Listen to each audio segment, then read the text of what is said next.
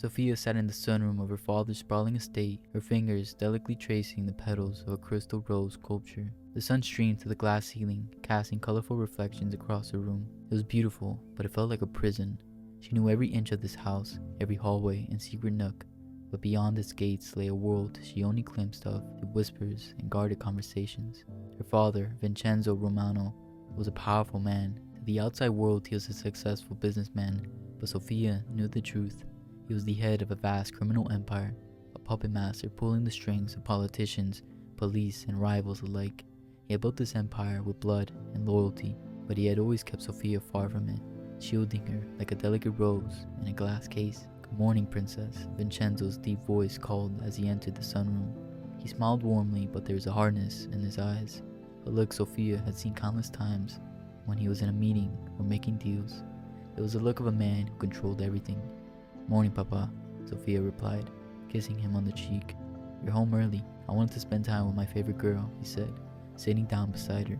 He reached out, placing a hand over hers. "How are your studies going?" "Fine," she lied, forcing a smile. She was well educated, fluent in several languages, and trained in the arts, but it all felt like a distraction, a way to keep her occupied while her father ran his empire behind closed doors. Vincenzo's phone buzzed and he glanced at it, his face darkening. "I have to take this," he said, standing up. He kissed her forehead before turning away. "Stay inside today, Sophia. It's not safe." As he left, Sophia's smile faded. She had grown used to these vague warnings, the way her father tried to shelter her from the world, but she wasn't a child anymore, and she was tired of being kept in the dark. Later that afternoon, Sophia wandered through the estate, her steps light and purposeful. She had made her way to the back garden, where the staff rarely ventured. Luca was there, tending to the roses. He was one of her father's most trusted men, tall and broad-shouldered, with sharp eyes that seemed to see everything. She had watched him for months, the way he moved through the shadows, like he belonged there. "Luca," she called softly, her voice breaking the silence. He looked up, giving her a small, knowing smile. "Sophia," he said, "you shouldn't be out here." "I wanted some fresh air," she replied, stepping closer, "and maybe some company." He laughed, a low, rumbling sound.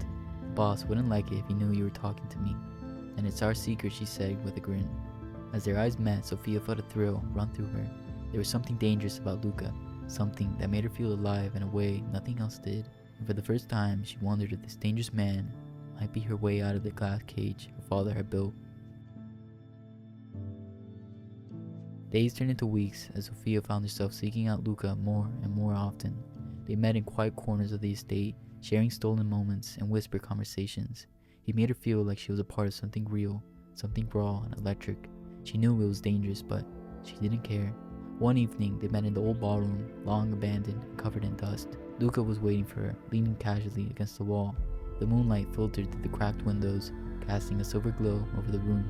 "You shouldn't be here," he said as she entered, his voice low and teasing. "You keep saying that," Sophia replied, stepping closer, "but here I am." He smirked, pushing off the wall and closing the distance between them. "You're playing with fire, princess. Maybe I want to get burned." They stood there, inches apart, the tension between them crackling like static. Sophia's heart raced as she reached up, tracing her fingers along his jawline. For a moment, she felt the world fall away, the walls of her gilded cage melting into nothing. "You deserve more than this," Luca whispered, "more than being your father's prized possession." "What do you mean?" she asked, her voice barely audible. He hesitated, searching her eyes. "I can get you out of here, Sophia. We can leave this life behind. But you have to trust me." Sophia's breath caught in her throat. Could she trust him? The look in his eyes was intense, almost desperate. She felt a flicker of doubt, but it was drowned out by the overwhelming desire for freedom. "I trust you," she said, her voice firm. Luca pulled her into his arms, and they danced slowly into the moonlight, moving in a silent rhythm only they could hear. She felt safe with him, the weight of her father's control slipping away, but as she rested her head against Luca's chest, she didn't see the cold, calculating look that flashed across his face. He held her close, but his mind was already planning the next move.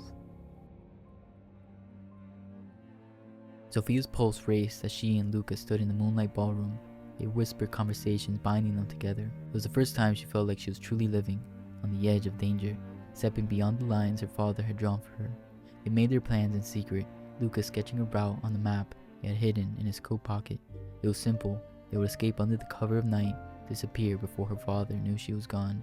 "Sophia," Luca murmured, brushing a strand of hair from her face. "By tomorrow night, We'll be far away from here. You'll never have to look back." She nodded, her heart fluttering with anticipation. "I'm ready," she whispered. "I've been ready my whole life." As she slipped back to her room that night, she felt a thrill of rebellion, a taste of the freedom she had only dreamed of. She was so lost in the fantasy of her escape that she almost didn't notice a small envelope tucked under her pillow. Frowning, she picked it up and tore it open. Inside was a single photograph, grainy, like it had been taken from a distance. It showed Luca standing outside a dimly lit bar, shaking hands with a man Sophia recognized immediately, Enzo, her father's rival. Her blood ran cold as she turned the photo over. Scrawled on the back in familiar sharp handwriting were the words, "He's not who you think he is." Her hands trembled as she stared at the image. It felt like the ground had shifted beneath her feet, everything she believed crumbling away. Was Luca using her? Was this part of some larger plan? She needed answers, and she needed them now. The next day, Sophia found Luca in the garden, trimming the rose bushes as if nothing had changed. She approached him slowly, the photograph clutching tightly in her hand. "Luca," she called out, forcing her voice to remain calm. He turned smiling when he saw her, but the smile faded as she held up the photo. "What is this?" she demanded, her voice sharp. He blinked, his expression shifting from confusion to something darker, more guarded.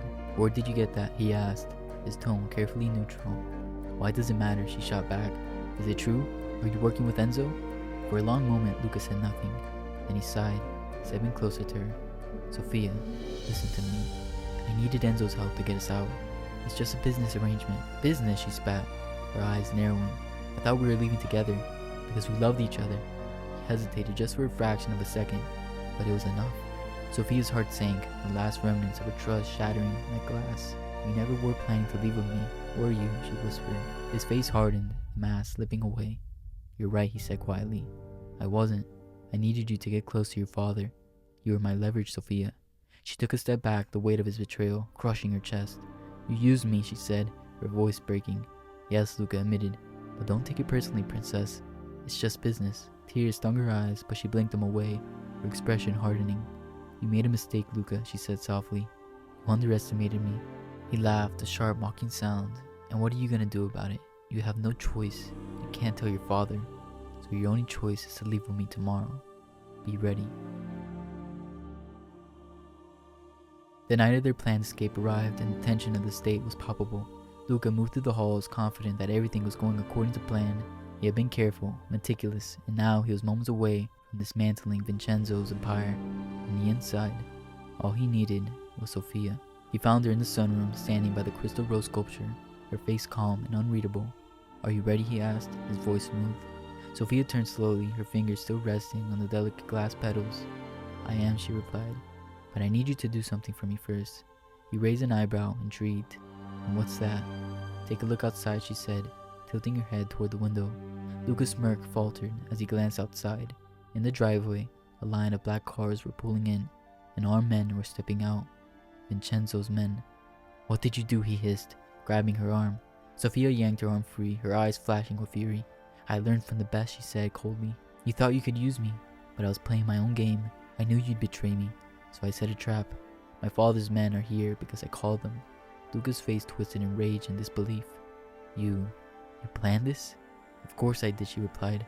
"I may be my father's daughter, but I'm no fool. You thought I was just a pretty face in a gilded cage. But you were wrong." He lunged at her, but she sidestepped gracefully, picking up the crystal rose sculpture. With a swift motion, she swung it at his head. The glass shattered against his skull, and he crumbled to the floor, unconscious. Sophia stood over him, her breath ragged. The men burst into the room, weapons drawn, but she raised a hand to stop them. "Take him away," she ordered, "and tell my father I'll be handling things from now on." The men hesitated, but her voice was cold and commanding, leaving no room for argument. They dragged Luca away, leaving Sophia alone in the shattered remains of the sunroom. Sophia sat behind her father's desk, the leather chair creaking under her weight. The room felt different now, filled with new energy. It was hers. She looked at the documents spread before her, ledgers, contracts, everything her father had kept hidden from her. The empire he had tried to protect her from was now in her hands. Vincenzo entered, his expression a mix of pride and caution. "You handled yourself well," he said. "I didn't think you had it in you." Sophia met his gaze unflinching. "You underestimated me, just like Luca did." He chuckled, nodding. "It seems I did. So what will you do now?" She leaned back, her fingers locked together. "I'll do what you always taught me to do," she said. "I'll lead." The glass rose had bloomed. There was no going back.